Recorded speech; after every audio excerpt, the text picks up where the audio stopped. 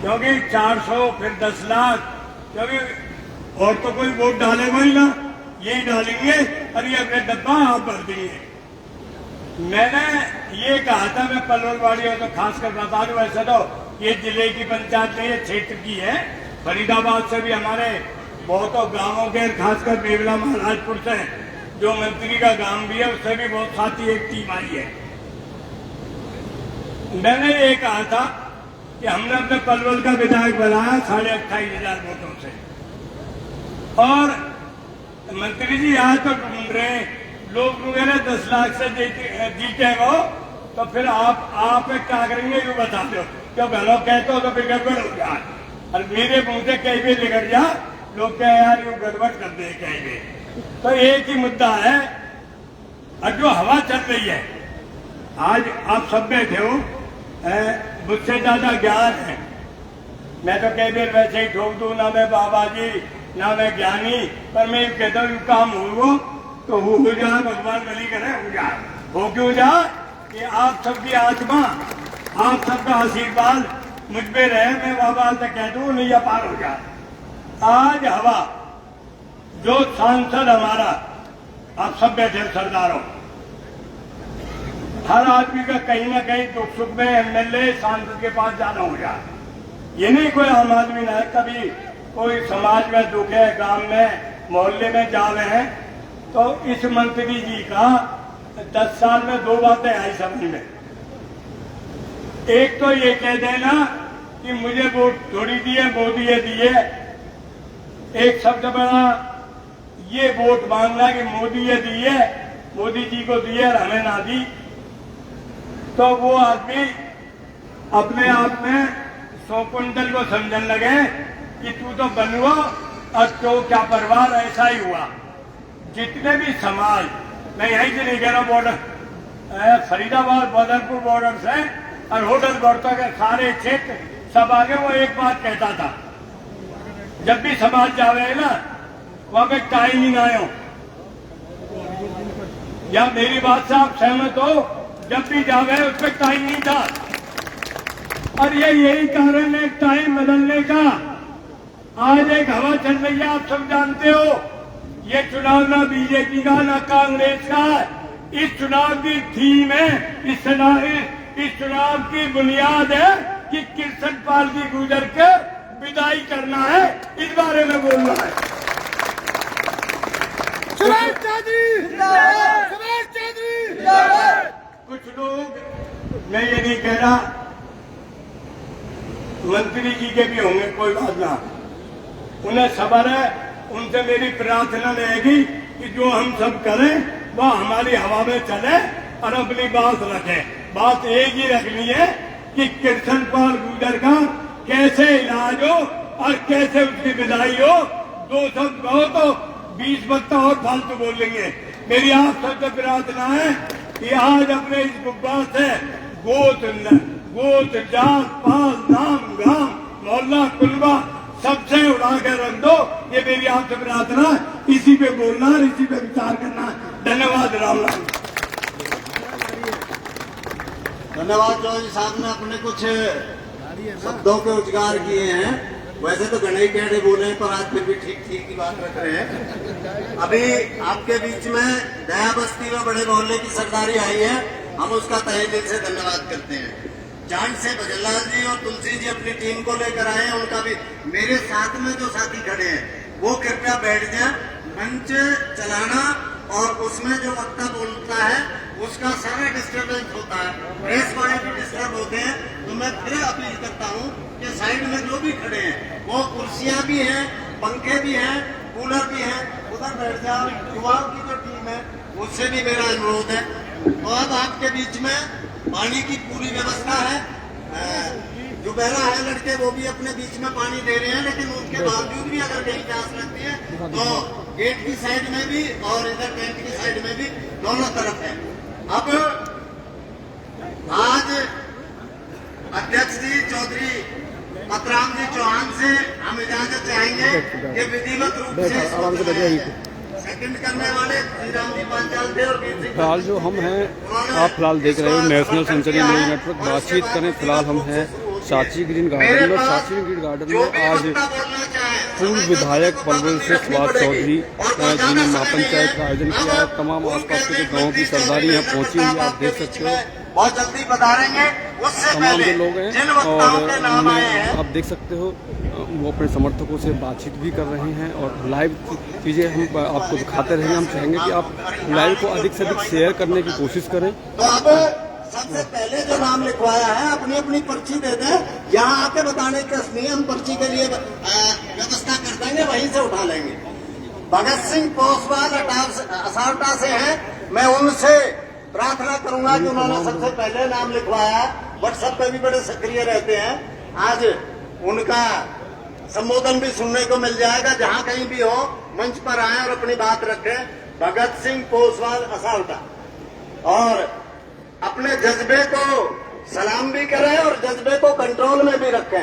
ये मंच जो होता है ये चुनाव का मंच है, और चुनाव के मंच में अपनी बढ़ाई करो, अपनी जहां वोट डलवानी है उसकी बात करो, लेकिन किसी दूसरे कैंडिडेट के लिए अपशब्दों का इस्तेमाल ना हो।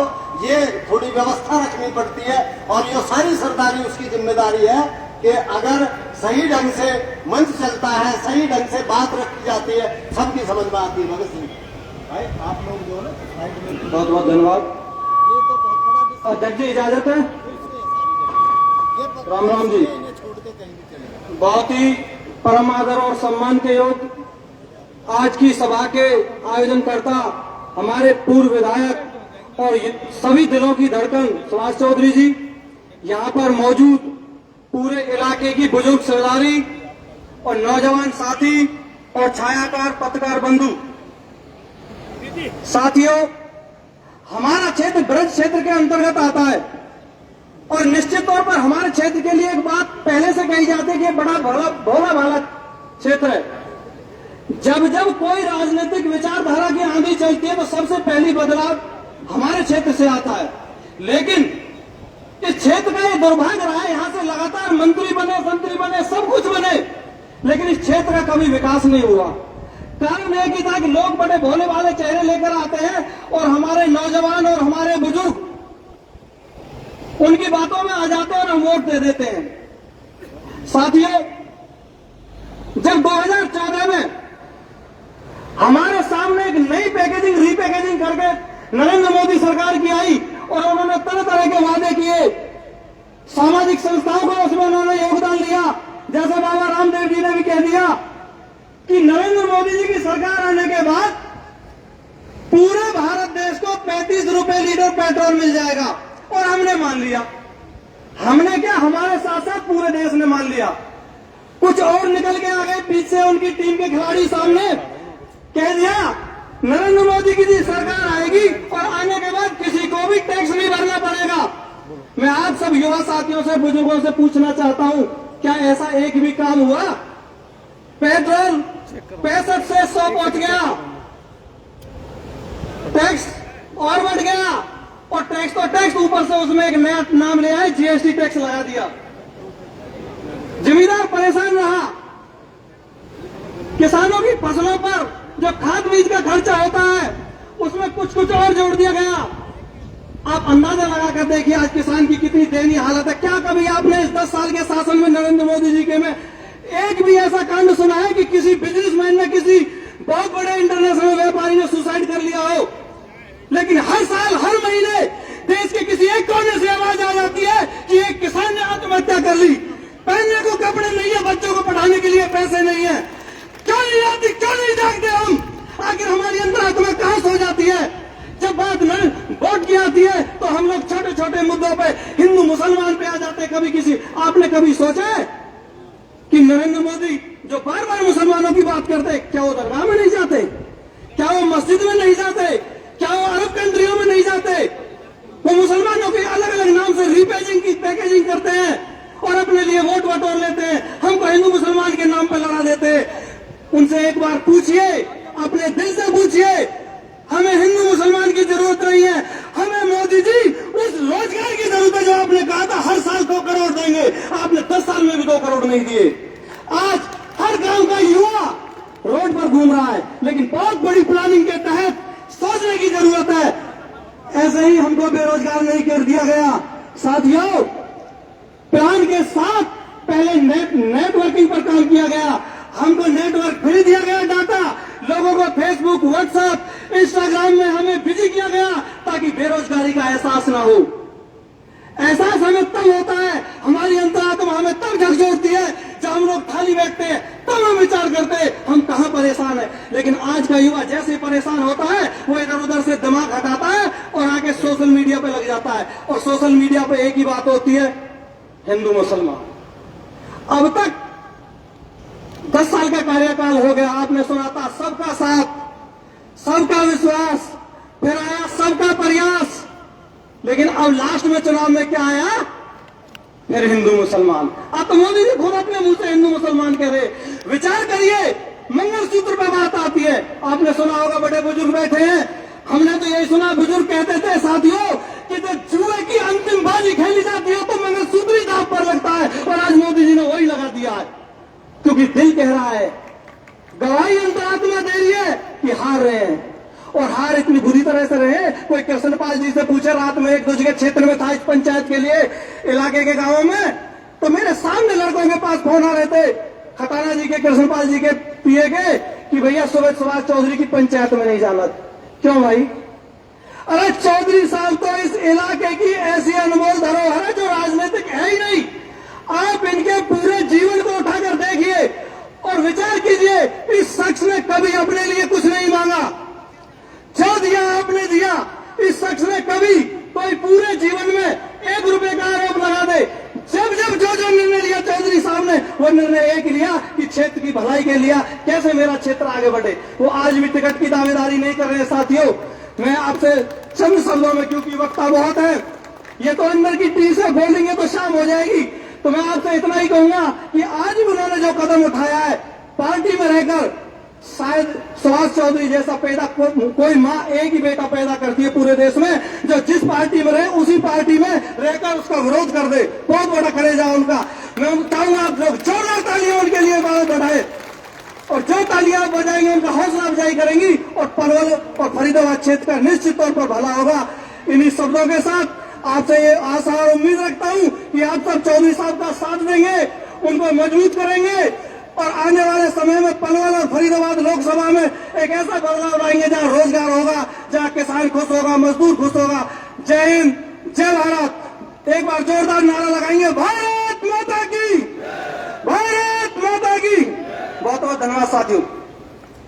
फिलहाल ये लाइव तस्वीरें आप देख रहे हैं नेशनल सनसनी news network channel Swami ji से। महापंचायत चल रही है सुभाष चौधरी जी की, और आप देख सकते हो तमाम जो लोग हैं आसपास के गाँव की सरदारियाँ यहाँ पहुँची हुई है। भेजते रहे हैं स्वामी जी।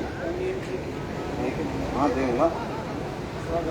स्वामी जी शिवराम वर्मा अपना नाम लिखवा कर गए थे, हैं अपने बीच में। और नरवीर चौहान जी मेरे पास ही बैठे हैं, मैं इनसे कहूंगा कि अपना वीडियो बात को शेयर रखें करते थोड़े ताकि शब्दों में, और ऐसा ही बेहतर जो कार्यक्रम है पलवल जिले के जो चल रहे हैं आपको दिखाते हैं, वो बड़े ढंग से समझाने का कष्ट करें। धन्यवाद।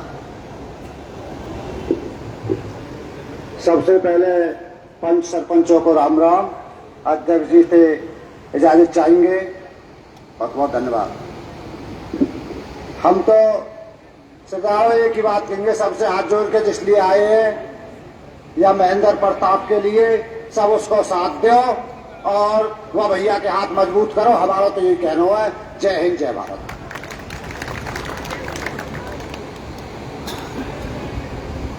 चलो, कई बार समय की कमी रहती है तो ऐसे साथी भी अपने बीच में सही बात रख जाते हैं। साथी ओम प्रकाश पांचाल हैं, डिस्ट्रिक्ट प्रेसिडेंट है फरीदाबाद डिस्ट्रिक्ट से, कांग्रेस की ओबीसी सेल के। मैं उनसे गुजारिश करूंगा कि वो आए और अपनी बात रखें। और चिट्ठा 10 साल का बहुत लंबा है, उसमें से जितने टुकड़ों में भी बता पाओगे वो बेटर ही रहेगा। साथी ओम प्रकाश जी पांचाल। सभी को मेरा नमस्कार जी। सबसे पहले मैं यहाँ दूर दराज से आई जितनी भी सरदारी है, मैं सबको माला पहना के सबका स्वागत करता हूँ, दिल से स्वागत करता हूँ। साथियों, अभी मेरे से पहले जो भाई वक्ता बोल रहे थे कि सुभाष चौधरी जी का यहाँ बहुत अच्छा अपना रुतबा है, और सुभाष चौधरी के बारे में सभी लोग जानते भी हैं। सरदारी मैं वैसे वक्ता नहीं हूं, मैं तो एक छोटे से समाज से हूं, पांचाल समाज से हूं। आपके बीच में कोई गलती हो जाए तो मुझे क्षमा भी करना। जो 10 साल का इतिहास बनाया है, भाई साहब जी ने बताया बीजेपी का 10 साल का इतिहास, मैं थोड़ा सा उस पर प्रकाश डालना चाहूंगा कि बीजेपी की सरकार में आप सभी को शायद मेरे से ज्यादा ज्ञान होगा और पहचान भी की होगी कि 10 साल में बीजेपी ने क्या किया। मैं ज्यादा पीछे ना जाके मैं केवल 1-2 बात पे ये फोकस लंबा रखूंगा। चलेगा। जो जैसे समय ही का बहुत सुभाष अभाव है, चौधरी जी या महेंद्र प्रताप जी बीजेपी बोलते हैं, सरकार, हम आपको लाइव आप सबसे द्वारा पहले तो कर ये दिखाएंगे। बताइए कि यदि बीजेपी आप कुछ सरकार जब बोलना पहली बार चाहते हैं तो सत्ता में हमें आई, कमेंट बॉक्स में लिख सकते हैं। उससे पहले देश में केवल 2 सीटों से जीत के आई।